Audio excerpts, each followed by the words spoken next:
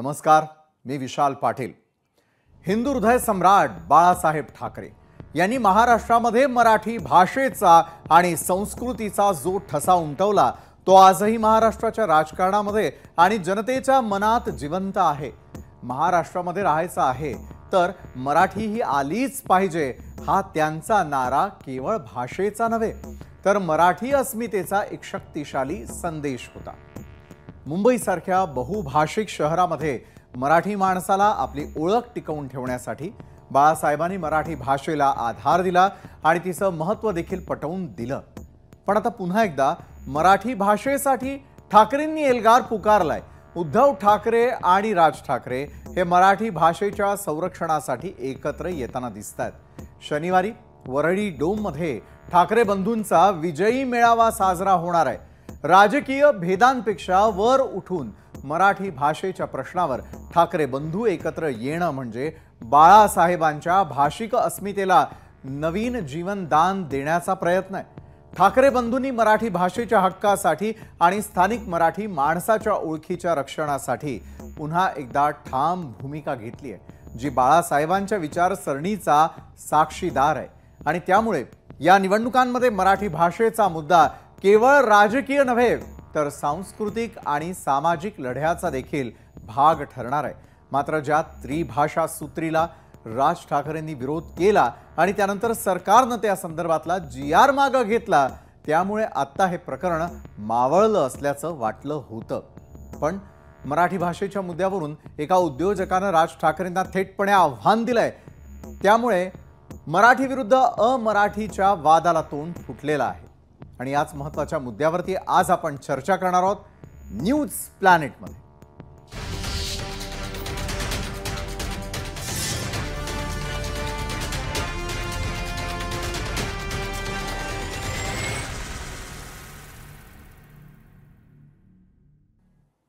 त्रिभाषा सूत्रासंदर्भातील GR सरकारने रद्द केल्यानंतर ठाकरे बंधूंच्या मराठीसाठीच्या लढ्याला यश आलंय आणि यासाठी त्यांनी विजयी मेळावाही भरवलाय।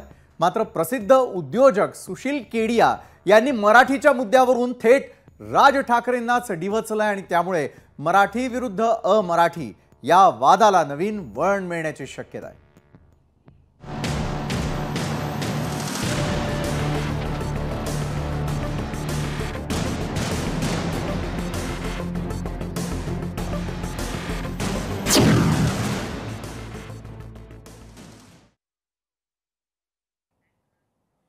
उद्धव ठाकरे आणि राज ठाकरे यांनी तब्बल 19 वर्षांनंतर मराठी अस्मितेसाठी एकत्र येत मुंबईच्या वरळी डोममध्ये भव्य विजयी मेळाव्याचं आयोजन केलंय। राज्य सरकारने शालेय शिक्षणातील त्रिभाषा सूत्राविरोधातील निर्णय मागे घेतल्यानंतर हा मेळावा खास मराठी भाषेच्या हक्कासाठी आणि अस्मितेसाठी आयोजित करण्यात आलेला आहे। या ऐतिहासिक मेळाव्यामध्ये दोन्ही बंधूंनी मराठी भाषेच्या रक्षणासाठी आणि मराठी माणसाच्या हक्कांसाठी एकत्र लढण्याचा निर्धार व्यक्त केलेला आहे। मेळाव्याच्या निमित्ताने उद्धव ठाकरेंची शिवसेना आणि मनसेच्या कार्यकर्त्यांमध्ये नवचैतन्य निर्माण झालंय। दोघे भावांच्या एकजुटीमुळे आगामी राजकीय समीकरणांवरती मोठा परिणाम होण्याची शक्यता वर्तवली जाते आहे, कारण ठाकरे बंधूंच्या एकतेमुळे शनिवारी होणारा विजयी मेळावा हा महाराष्ट्राच्या राजकारणात आणि मराठी अस्मितेच्या लढ्यात एक महत्त्वाचा टप्पा ठरणार आहे। या मेळाव्याच्या माध्यमातून ठाकरे बंधू मराठी अस्मितेचा, भाषेचा आणि स्थानिक मराठी माणसाचा अधिकार पुन्हा एकदा ठळकपणे मांडणार आहे। या ऐतिहासिक मेळाव्यामुळे महाराष्ट्राच्या राजकारणामध्ये नवीन समीकरण तयार होण्याची शक्यता आहे। ठाकरे बंधूंच्या एकत्रीकरणामुळे राज्यामध्ये तर उत्साहाचं वातावरण आहेच, पण आता ठाकरेंच्या नातेवाईकांना कसं वाटतंय, कुटुंबियांच्या भावना नेमक्या काय आहेत हे जाणून घेण्यासाठी आज आपल्या सोबत न्यूज प्लॅनेटमध्ये आपण खास आमंत्रित केलेला आहे राज आणि उद्धव ठाकरेंचे मामा चंदू मामा वैद्य यांना।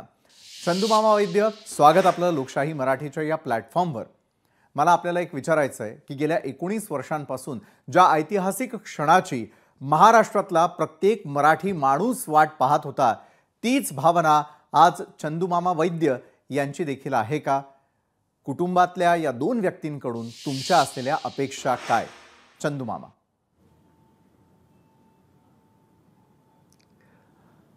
मी पहिल्यापासून सांगत आलेलं आहे की खुदा के कर देर है मगर अंधेर नाही है.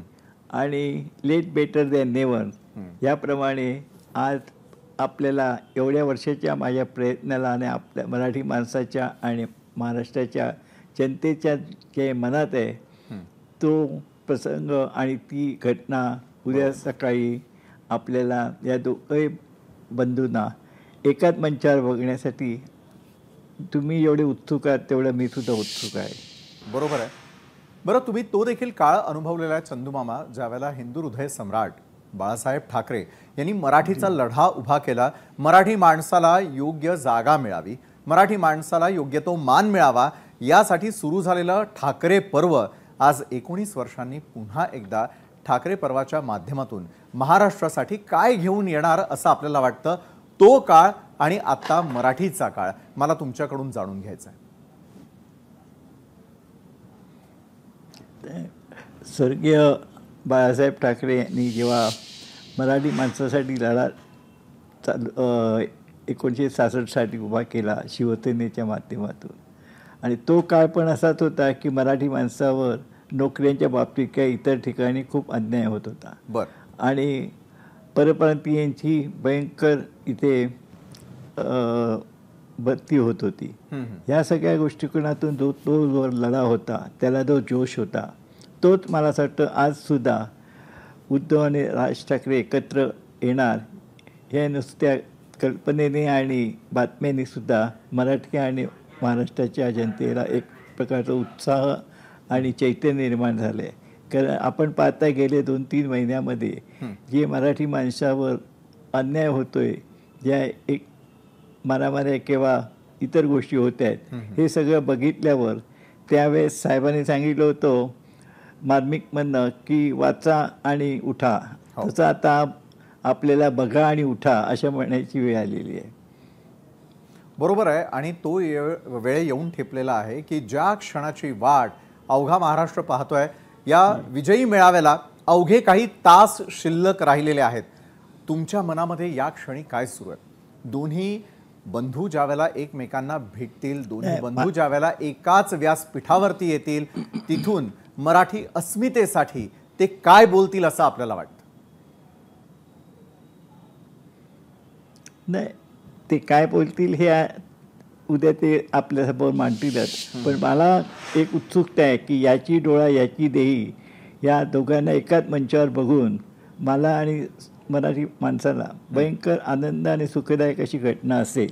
आणि तेच बघण्यासाठी आज मी आणि आपण सगळे उत्सुक आहात याची मला मनोमन खात्री आहे. बरं, उत्सुकतेमध्ये भर घालणारा आणखी एक प्रश्न माझ्या आणि आमच्या सर्व प्रेक्षकांच्या मनात आहे, आणि तो म्हणजे असा की ही बंधू भेट होताना दिसतेय मराठीच्या मुद्द्यावर. मात्र येत्या काळामध्ये राजकारणी मंडळी म्हटल्यानंतर टीका टिप्पणी ही होतच राहणार. फक्त राजकारणासाठी एकत्र येणं आणि त्यानंतर येत्या काळातील मुंबई महापालिकेच्या निवडणुका, त्या पार्श्वभूमीवरती ही बंधू भेट जर कायम राहिली तर मराठी माणसाच्या पदरी अनेक गोष्टी पडू शकतात असं आपल्याला वाटतं का? कारण सध्याचं राजकीय वातावरण पाहता पुढे काय होईल याचा कुठलाही अंदाज येत नसताना एक ऐतिहासिक घटनेचे तुम्ही, मी, आपले सर्व मराठी जन आणि मराठी प्रेक्षक हे आता या साक्षीदार होणार आहेत. नक्कीच. आता राजकारणामध्ये मी काही जास्ती डीप जात नाही.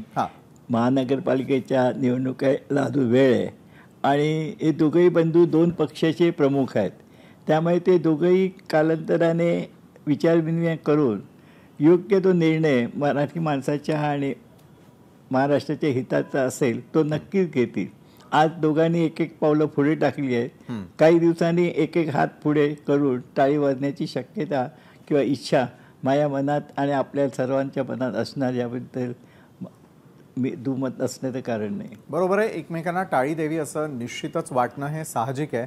यावेळेला तुम्ही बोलत असताना चंदूमामा थेट वरळी डोम ज्या ठिकाणी हा कार्यक्रम पार पडणार आहे त्या ठिकाणची दृश्य येत होती, त्या ठिकाणचा आढावा देखील घेतला जात असल्याचं पाहायला मिळत आहे. मात्र आज ठाकरे कुटुंब जर एकत्र आलं तर कुटुंबियांमध्ये किती आनंदाचं वातावरण आहे? नक्कीच सगळ्या कुटुंबामध्ये आनंदाचं वातावरण आहे. सगळे समाधानी आहेत की आमचं शेवटी रक्ताचं नातं आहे. Blood is thicker than water. आणि दोघंही बंधू जेव्हा विभक्त झाले तेव्हा साहेबांना पण क्लेश झाला, आम्हा सगळ्यांना पण क्लेशदायक असं वातावरण होतं. पण आज ते दोघंही एकत्र येणं बघून आमच्या सगळ्या कुटुंबियांना खूप आनंद होतो आहे. आणि खास करून स्वर्गीय बाळासाहेब ठाकरे, मीनाताई, श्रीकांतजी, आमची आई या सगळ्यांची आठवण येते की ते जर आज असते तर नक्कीच हा आनंद दुगणित झाला असता. बरोबर आहे. स्वर्गीय हिंदू हृदय सम्राट बाळासाहेब ठाकरे जर आज या क्षणी असते तर त्यांच्या भावना काय राहिल्या असत्या, कारण तुम्ही फार जवळून त्यांना पाहिलंय, अनुभवलंय, त्यांचे विचार ऐकलेले आहेत. आज ते असते तर त्यांचं एक स्वप्न पूर्ण झालं असतं. याविषयी तुमच्या भावना? नक्की. मी मगाशी सांगितलं की ज्यावेळेस स्वर्गीय बाळासाहेब होते, मीनाताई होत्या, श्रीकांत होते, की ते वारंवार त्यांना सुद्धा एक क्लेश व्हायचा की हे दोघं विभक्त झाले.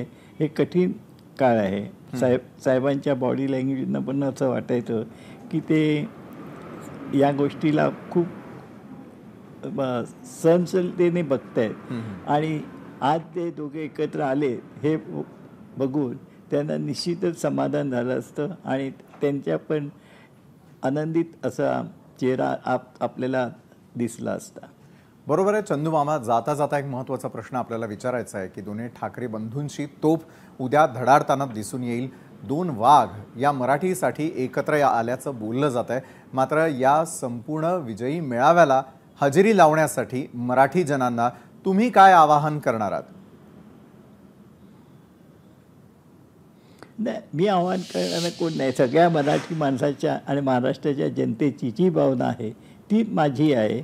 आणि आपली एकजूट कायम राहून या महाराष्ट्राचं भलं व्हावं ही तुझ्या भावाकडे माझी प्रार्थना असेल. आणि तमाम मराठी माणसाला सुद्धा असंच वाटत असेल तर मला वाटतं. निश्चितच आहे. हा विश्वास ठेवूनच चंदूमामा वैद्य तुम्ही आमच्यासोबत जोडला गेलात. लोकशाही मराठीच्या सर्व प्रेक्षकांशी आपण थेटपणे संवाद साधला, त्यासाठी खूप खूप धन्यवाद. बरं, मराठी भाषेसाठी मनसे आग्रही असल्याचं आपण नेहमीच पाहिलेलं आहे. ज्याला मराठी येत नाही त्याला मनसैनिक आपल्या स्टाईलमध्ये धडा शिकवतानाचं आपण आधी देखील पाहिलंय. नुकतंच मीरा रोडमध्ये एका स्वीट व्यावसायिकाला मराठी येत नसल्यानं मनसैनिकांनी चांगलाच चोप दिल्याचाही व्हिडिओ समोर आला. असा असताना प्रसिद्ध उद्योजक सुशील केडिया यांनी राज ठाकरे यांना थेट सोशल मीडियावरती आव्हान दिलेलं आहे. केडिया यांनी मी मराठी शिकणार नाही, काय करायचंय बोल, असा थेट सवाल उपस्थित करत मराठी शिकण्यास आपला नकार दिला. त्यामुळे पुन्हा एकदा मराठी विरुद्ध हिंदीच्या वादाला नवी दिशा मिळण्याची शक्यता आहे. तर उद्योजक सुशील केडिया यांनी नेमकी काय पोस्ट केलेली आहे ती आपण सुरुवातीला पाहूया. तर केडिया नेमकं काय म्हणतात आपल्या या पोस्टमध्ये त्यावर एक नजर.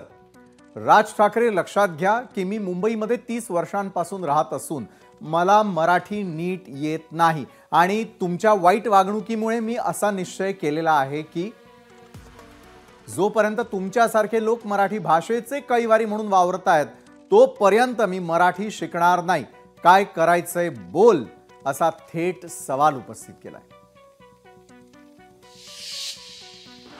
तर सरकारनं त्रिभाषा सूत्राविरोधातील GR मागे घेतल्यानंतर मराठी विरुद्ध हिंदी विरोधातील वाद कुठेतरी मावळताना दिसत होता. मात्र आता उद्योजक सुशील केडियांनी केलेल्या या पोस्टमुळे या वादाला नववळण मिळण्याची शक्यता आहे. त्यामुळे शनिवारी होणारा ठाकरे बंधूंचा विजयी मेळावा आणि त्यात सुशील केडियांनी राज ठाकरेंना दिलेलं आव्हान, यामुळे आगामी स्थानिक स्वराज्य संस्थांच्या निवडणुकीमध्ये मराठी विरुद्ध अमराठी हा वाद आणखी चिघळणार आहे. आणि या संदर्भात अधिक चर्चा करण्यासाठी आज आपल्या सोबत आपण आमंत्रित केलेलं आहे मनसेच्या सरचिटणीस रीटा गुप्ता यांना, ठाकरेंच्या शिवसेनेच्या प्रवक्त्या जयश्री शेळके, उत्तर भारतीय विकास सेनेचे राष्ट्रीय अध्यक्ष सुनील शुक्ला आणि द हिंदूच्या ब्युरो हेड विनया देशपांडे देखील आपल्या सोबत आहे. या चारही मान्यवरांचं मी स्वागत करतो. आपल्याकडे येण्याआधी थेट वरळी डोम या ठिकाणी जाऊया, ज्या ठिकाणी आदित्य ठाकरेंनी नुकतीच पाहणी केलेली आहे. ते नेमकं काय बोलतायत ते पाहूयात. पदासाठी काय काय करायला लागतं, किती लोटांगण घालायला लागतं हे त्यांनी दाखवलंय. म्हणूनच त्यांना नाव आम्ही मिंदे ठेवलेलं आहे. हे पहिल्यापासून माहिती होतं. हे एवढे वाकणार झुकणार म्हणजे ते असं करतात ना, झुकेगा नाही. त्यांनी आता दाढी काढली पाहिजे आणि सिर्फ झुकते राहूंगा एवढंच म्हटलं पाहिजे. कोण आहेत ते? ठीक आहे ना, काय फरक पडतो? आम्ही पाहतो इथे महाराष्ट्राची ताकद जी आहे ती दिसलेली आहे. आता हे अशी कोण नावं असतील ते बघून घेतील ते लोक. कारण आता आपण पाहतोय महाराष्ट्रामध्ये महाराष्ट्रापेक्षा मोठा कोणी नाही आहे, हे ह्या एकत्र येण्याने दाखवलेलं आहे. बाकी कोण काय बोलत असेल तर त्यांचं बघतील. शिंदेची शिवसेना नाही आहे, ते अलिबाबा आणि 40 चोर आहेत.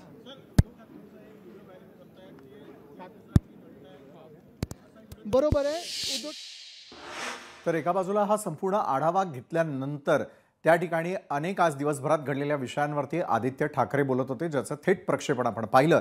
त्यानंतर आपण चर्चेकडे वळतोय. रीटा गुप्ताजी, मी आजच्या चर्चेची सुरुवात आपल्यापासून करेल. रीटाजी, विजयी मेळाव्यासाठी अवघे काही तास शिल्लक राहिलेले असताना पुन्हा एकदा मराठी अमराठीचा वाद. मनसे आता काय करणार आहे? खरं तर जे एवढं मोठं आरोप आमच्यावर केलं गेलंय की मनसे गुंडे आहेत, मनसे मारताय, पण तुम्हाला त्याची पार्श्वभूमी मी सांगेन. काल तिकडे अशी एक घटना घडली की ते पोरं पाणी प्यायला गेले होते तिकडे, आणि पाणी पिताना त्यांनी जस्ट त्या ओनरला विचारलं, आपण मराठी बोलता का? तर तो बोलला, नाही मला मराठी येत नाही. तर त्यांनी सांगितलं, ठीक आहे शिका. त्याच्यानं तो बोलला, मी नाही शिकणार, तुम्ही काय करायचं ते करा. शेवटी बघा, हा विषय कसा असतो, वादाचा विषय असतो. आमच्या मुलांनी डायरेक्ट जाऊन त्यांना मारलं नाही. मारलंय हे चुकीचं आहे, पण मारलं नाही, कारण त्यानं सांगितलं, अरे तू महाराष्ट्रात राहतोय, तुला महाराष्ट्रामध्ये राहायचंय, आपण भाषा शिकावी. त्याच्यामध्ये झालं, नाही शिकणार, तुम्हाला काय करायचंय ते करा. आणि ह्या गोष्टीने ते पुढे जाऊन ते वादाचा विषय झाला. आणि कसं असतं, चॅनलवर आहे ना, त्यांनी जेवढं दाखवायचंय तेवढंच दाखवतात. त्यांनी संपूर्ण का नाही दाखवलं की काय वाद झालं, काय नाही झालं? तेवढंच का दाखवलं की त्यांनी त्याला मारलं? रीटाजी, लोकशाही मराठी हे सगळं दाखवतच आहे, मात्र आज केडी यांनी ज्या प्रकारे थेट राज ठाकरे यांना आव्हान दिलेलं आहे, मी मराठी शिकणार नाही, काय करायचंय ते करा, त्याबाबत आता मनसेचं पुढचं पाऊल काय? मी ह्याच्यावर तुम्हाला एकच सांगेन, ह्याचं उत्तर साहेबच देतील की त्यांनी जे काही सांगितलंय, त्यांनी साहेबांना आवाहन केलेलं आहे ना, की त्यांना त्याचं उत्तर त्यांना स्वतः मिळेल. मला असं वाटतं ह्या गोष्टींमध्ये एवढे मोठे बिझनेसमॅन आहे ह्या आणि नाही पडावं. आम्हाला सगळ्यांचा सन्मान आहे या महाराष्ट्रामध्ये. महाराष्ट्रामध्ये आल्यानंतर भाषा हे सगळ्या ह्या गोष्टी घेऊन त्याच्यावर वाद करणं, की आपण काहीतरी महाराष्ट्राचं चांगलं व्हावं त्याच्यावर आपण बोललं पाहिजे. तर मला असं वाटतं ह्याचं उत्तर साहेबच देतील. बरोबर आहे. यावेळेला उत्तर भारतीय विकास सेनेचे राष्ट्रीय अध्यक्ष सुनील शुक्ला, मला थेट प्रश्न तुम्हाला देखील करायचा आहे. हिंदी भाषिकांना मराठीचं एवढं वावडं का? एक बोलू का? हा, तुम्ही घासात जबरदस्ती तुम्ही काय टाकलं आणि कोण निघलणार त्याला आतमध्ये, तसं नाही होत. हा देश संविधानने चालणार आहे. बाबासाहेब आंबेडकरांनी संविधान घडवलेलं आहे, ते महाराष्ट्राचे होते. त्यांनी नुसतं हे म्हटलं होता का नुसतं मराठी बोलायचं पूर्ण देशामध्ये? हा, तुम्ही जबरदस्ती घासात टाकणार आणि कोण बोलणार का? मी बोलतो कारण माझ्या इकडे जन्म झालेला, मला बोलता येतो, पण तुम्ही जबरदस्ती बोला मराठीमध्ये बोल, मी पण बोलणार. तू कौन होता है रे सिखाने वाला? हाँ, तू कौन होता है? राज ठाकरे की जिम्मेदारी है क्या पूरा महाराष्ट्र का? महाराष्ट्र राज ठाकरे है, राज ठाकरे महाराष्ट्र है क्या? हाँ, जबरदस्ती तुम लोगों को मारते हो. भाषा को खराब तुमने किया, मराठी को सम्मान है, ये हमारी माँ है, लेकिन तुम लोग नाले पण मराठीचा जे अपमान करतात त्यांचं काय रीटा गुप्ताजी? मला इथे बोलायचंय. बोला ना रीटाजी. चुकीचं बोलतात आहे. शुक्लाजींना कोणी सांगितलं की कोणी जबरदस्ती केलंय की फक्त मराठी बोलायचंय?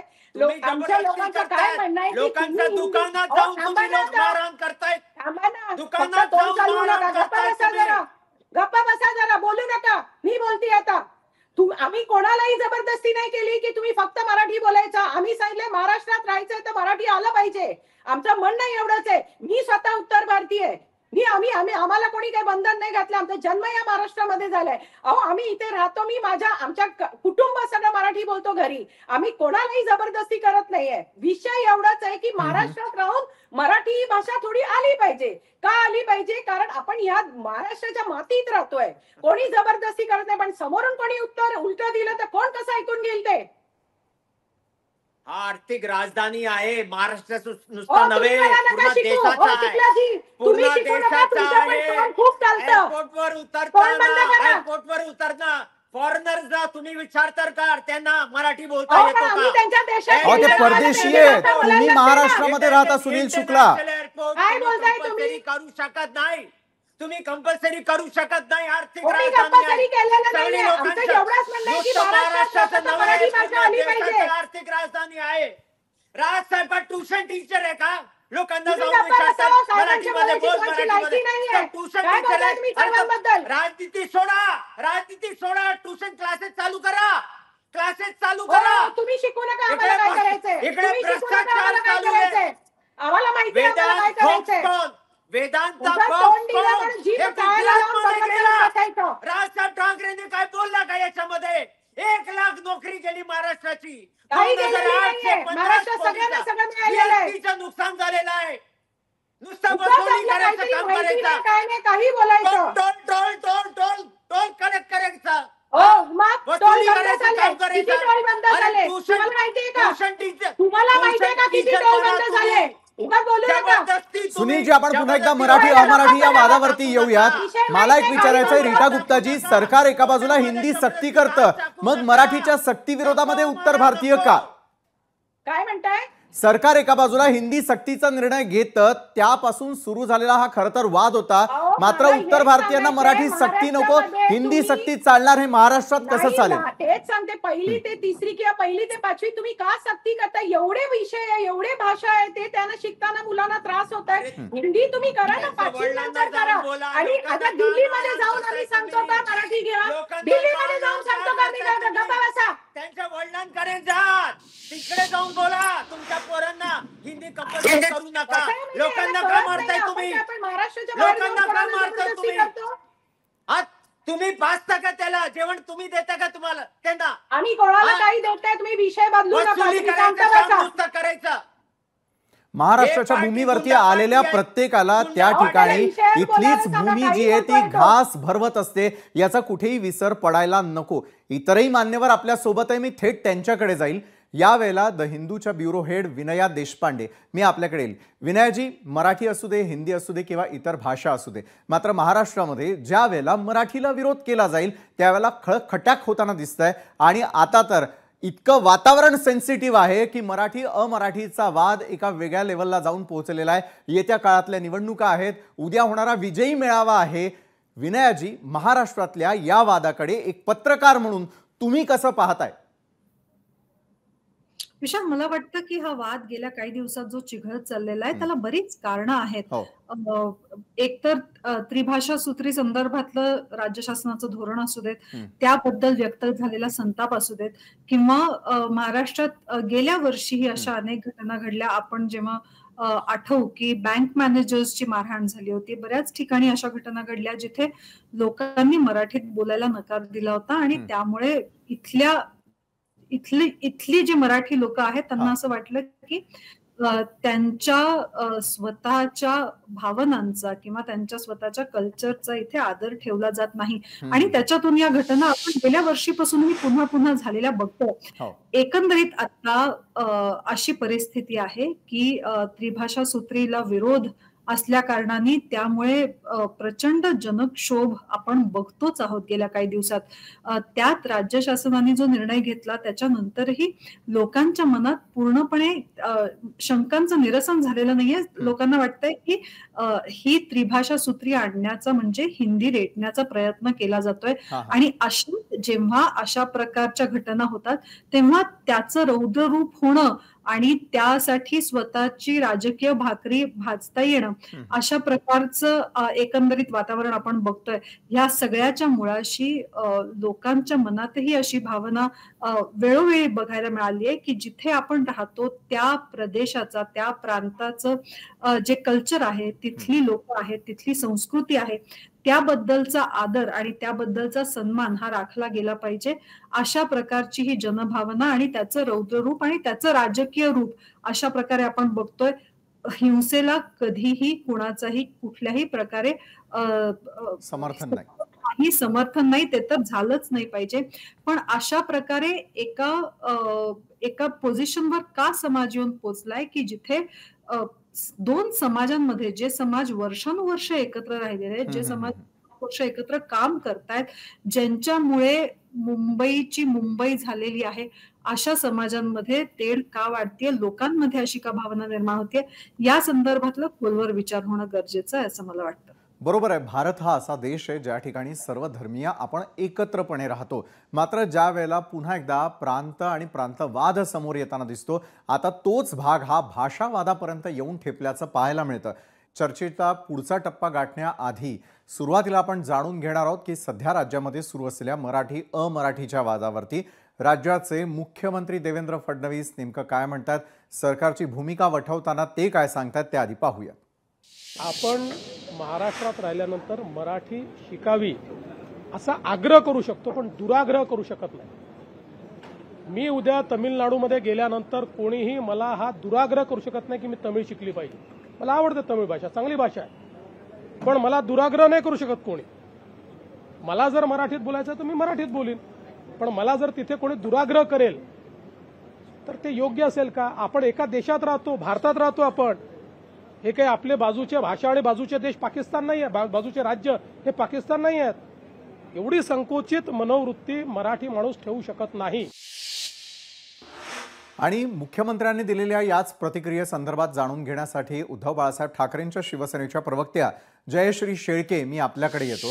राज्याचे मुख्यमंत्री जे म्हणाले ते तुम्ही ऐकलं, मात्र आज तुमची भूमिका देखील काय आहे? कारण मराठी अमराठीच्या वादामध्ये आग्रह आणि दुराग्रह इथपर्यंत मुख्यमंत्र्यांनीही चर्चा आणून ठेवली आहे.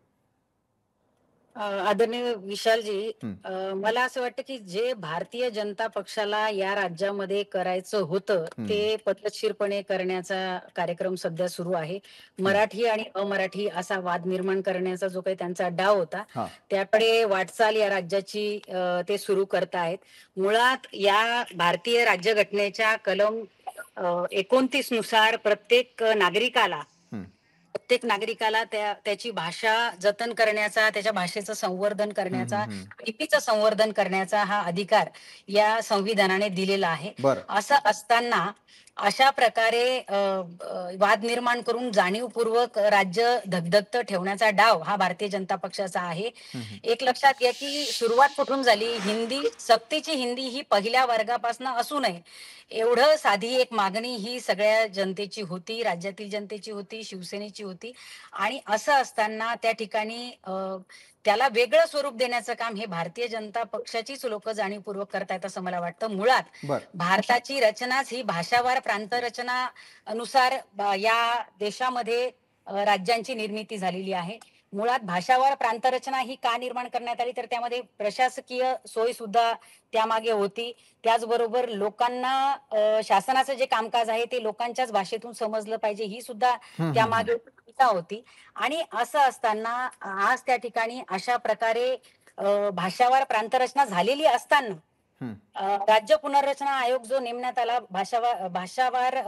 भाषेच्या आधारावर राज्य पुनर्रचना करण्याची शिफारस त्याद्वारे करण्यात आली. आणि राज्य पुनर्रचना कायदा 1956 नुसार मग त्यावेळी जी अनेक राज्य निर्माण झाली त्यामध्ये महाराष्ट्रही निर्माण झालं आणि त्यामध्येच गुजरातही निर्माण झालेलं आहे.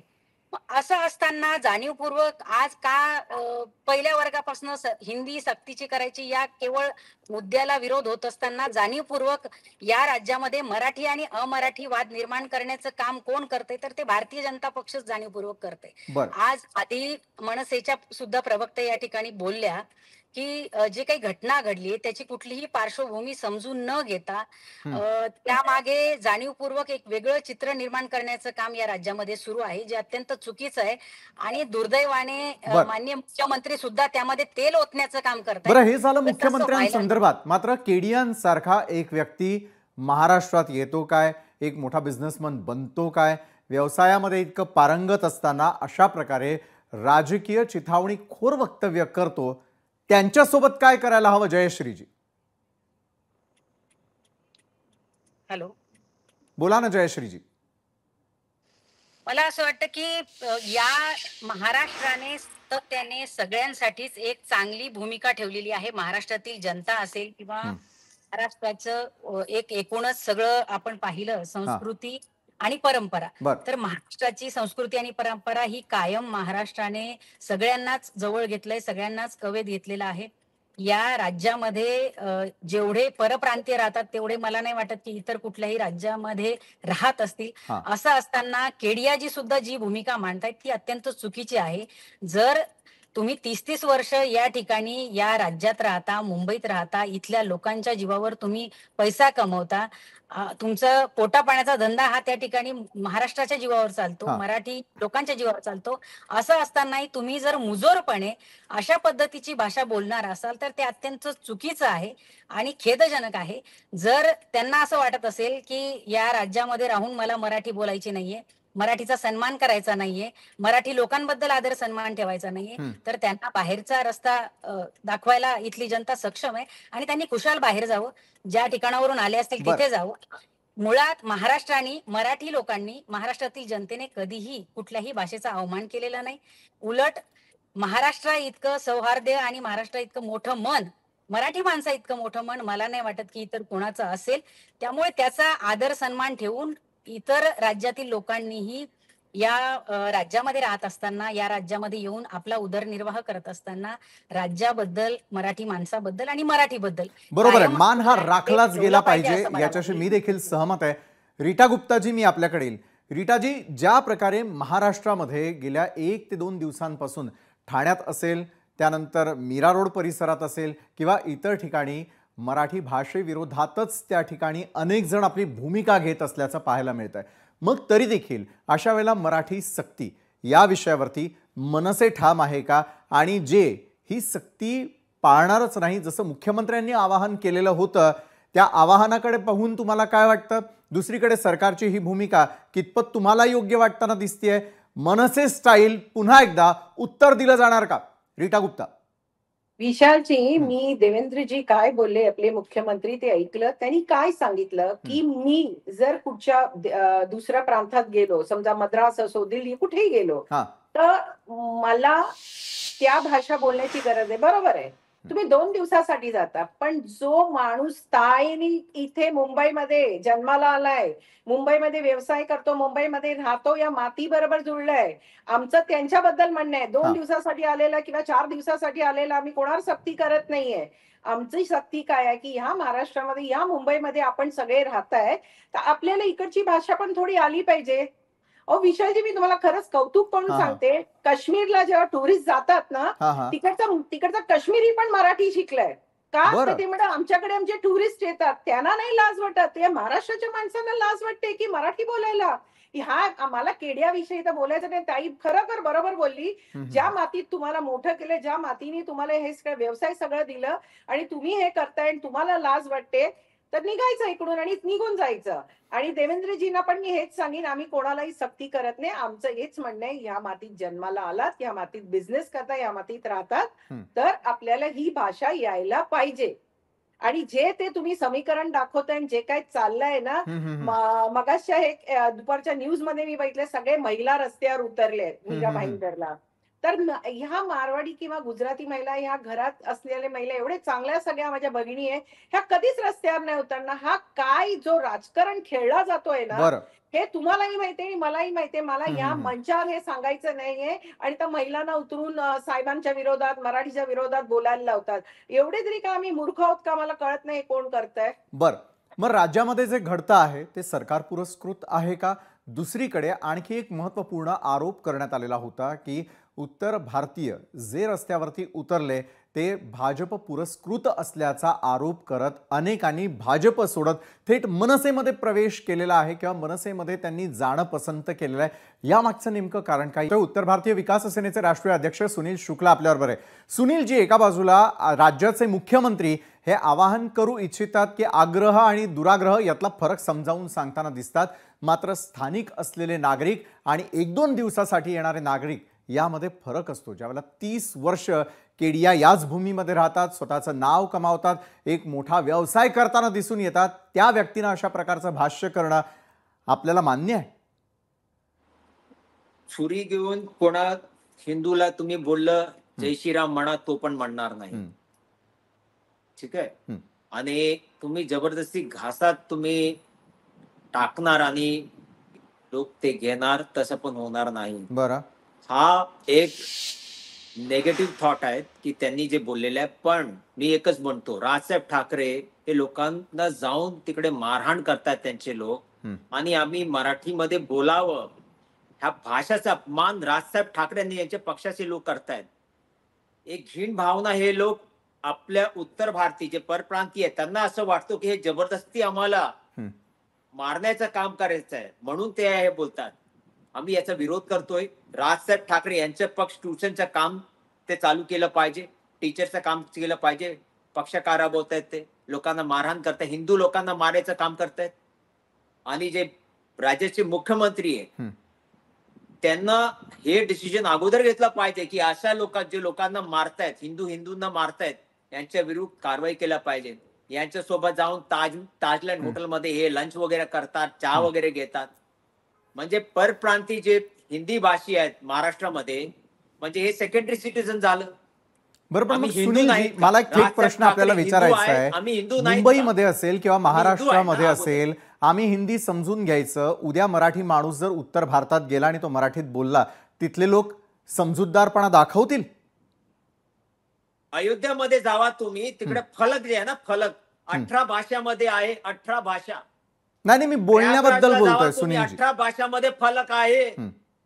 आणि आम्हाला गर्व आहे. जे लोक आले होते कुंभमेळ्यामध्ये, कोणी येऊन इकडे बोललं का आमच्याशी मारहाण केलं, आमच्याशी दुर्व्यवहार केलं? नाही. राजसाहेब ठाकरेंना हे आवडलं नाही की उत्तर भारतीय परप्रांती ह्या लोकांनी, ह्या महाराष्ट्राची 6 कोटी लोक तिकडे गेले होते कुंभमेळ्यामध्ये, त्यांचं स्वागत केलं आम्ही उत्तर भारतीय लोकांना. आणि हा नालायक पार्टी, हे 1% पार्टी महाराष्ट्र नवनिर्माण सेना आता संपणार आहे. आणि आम्हाला इकडे हिंदी आम्ही आहेत, ठीक आहे, मान्य आहे, पण आमचे जन्म झालेले इकडे, तरीही तुम्ही जबरदस्ती आमच्याशी करणार. आम्ही जबरदस्ती त्यांच्या पक्षाची काळजी त्यांचे प्रतिनिधी आणि स्वतः राज ठाकरे बघतील. मात्र जयश्रीजी, जसं मी आपल्याला थेटपणे विचारू शकतोय, जयश्रीजी मी आपल्याकडे पुन्हा एकदा, मात्र रीटाजी, जर उद्या आपण उत्तर भारतामध्ये गेलो, त्या ठिकाणी मराठी बोललो, तर तिथले लोक ते समजून घेतील का? लाईमलाईट मध्ये आणण्यासाठी साहेबांवर एवढं सगळं बोलताय, ह्याला म्हणा तुला स्वतःला कोण ओळखताय? तुम्ही साहेबांचं नाव घेऊन जेव्हा या गोष्टी बोलताय, नीट भाषा वापरा. नीट भाषा वापरा. आम्ही पण तुमच्याशी नीट बोलतोय. अरे कोणी तुम्हाला विचारत नाही. ह्याला बघा, तेव्हा आपली घाणेरडी भाषा चालू असते. उत्तर भारतीय लोक खूप चांगली आहेत. ह्याच्यासारखं मूर्खपणा कोण बोलत नाही. काम करतायत, टोलच्या वसुलीचं काम करायचं. घेऊन गेले होते का टोलची वसुली करायला? काय येतो ते मला बोला ना. तुमच्याकडे आपण मराठी अमराठीवरती बोलूयात, पुन्हा मुद्द्यावरती येऊयात. सुनीलजी, काय येतो तुमच्या घरी वसुली करायला? तुम्ही काय करता? काम आहे मारहाण करायचं. आता सुप्रीम कोर्ट मध्ये याचिका लावली आहे ना, तेव्हा बघा मी काय करतो. सुप्रीम कोर्ट मध्ये याचिका लावली आहे, कोर्ट उघडणार 15 जुलैला कोर्ट उघडणार. याचिका येणार, समोरच येणार. जे मारहाण करायचं काम चालू केलंय ते बंद करा. नफरत तुम्ही करू नका.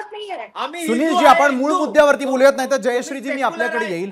राज्यामध्ये जे काय सुरू आहे असं भाजप प्रणित असल्याचा एक आरोप करण्यात आलेला होता आणि त्यानंतर अनेकांनी मनसेमध्ये प्रवेश मिळवलेला होता. खरोखर राज्यातलं राजकारण या स्तराला जाऊन पोहोचलं जयश्रीजी? अतिशय या राज्याचं दुर्दैव आहे की ज्यांनी या राज्यामध्ये कायदा सुव्यवस्था आणि शांतता राखायची, तीच लोक या राज्यामध्ये 2 गटांमध्ये, 2 समाजामध्ये आणि 2 भाषिक लोकांमध्ये कशा प्रकारे वाद निर्माण होतील, कशा प्रकारे भांडणं होतील याची पेरणी करतायत. हे या राज्याचं दुर्दैव आहे आणि त्याची प्रचिती मागच्या काही दिवसांपासून आपल्याला येते. विशालजी, एक लक्षात घ्या की मुळात महत्वाचा मुद्दा हा होता की पहिल्या वर्गापासून हिंदी सक्तीची करू नये अशी सगळ्यांची मागणी होती. महाराष्ट्रातील जनतेचं म्हणणं होतं, पालकांचंही म्हणणं होतं की हिंदी सक्तीची पहिल्या वर्गापासून करू नका. 5वी पासून हिंदी हा विषय आहे, त्यामुळे हिंदीला विरोध होतोय किंवा हिंदीचा सन्मान करत नाही आहोत किंवा हिंदी बद्दल द्वेष निर्माण केला जातोय असं नाही. मुळात महाराष्ट्रातील जनता किंवा मराठी माणूस हा इतक्या मोठ्या मनाचा आहे की सगळ्या प्रकारची लोक, सगळ्या राज्यातली लोक, सगळी भाषिक लोक ही आज महाराष्ट्रामध्ये राहतात, शेजारी राहतात एकमेकांच्या, मराठी माणूस आणि अमराठी माणूस, आणि तरी तो अतिशय गुण्यागोविंदाने राहतो, आनंदात राहतो. उत्तर भारतीयाच्या घरी आज मराठी माणूसही जातो त्याच्या कुठल्याही कार्यक्रमांमध्ये, सणांमध्ये, उत्सवामध्ये. आणि महाराष्ट्रातल्या सण उत्सवातही उत्तर भारतीय असतील किंवा हिंदी भाषिक असतील, हे तितक्याच आनंदात आणि उत्साहात हे सहभागी होत असतात. मुळात महाराष्ट्राची, मराठी माणसाची महत्वाची एक संस्कृती आहे आणि भाषा ही संस्कृती घेऊन जात असते, संस्कृतीची वाहक असते.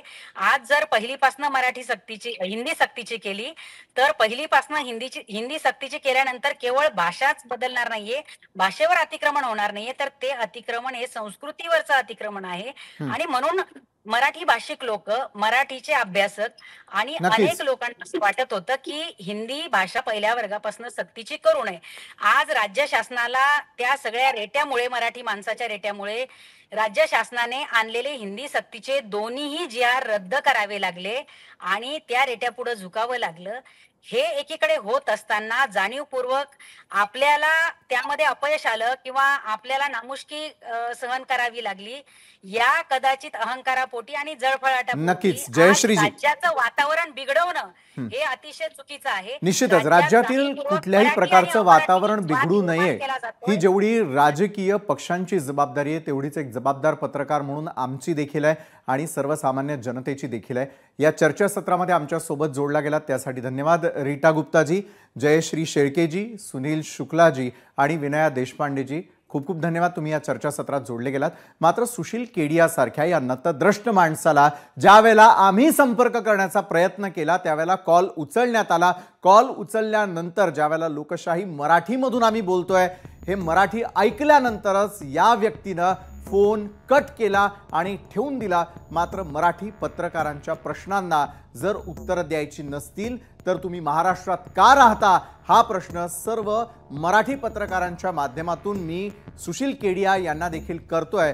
आणि जर खरोखर हिंमत असेल तर टेलिव्हिजनवरती यावं, आमच्याशी चर्चा करावी.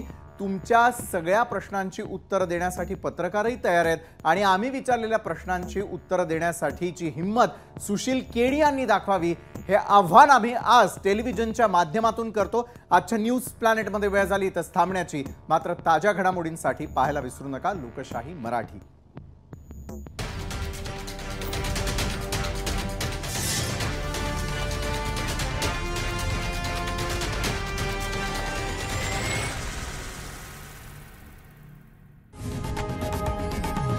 लोकशाही मराठी ऐका, पहा, जागरूक रहा.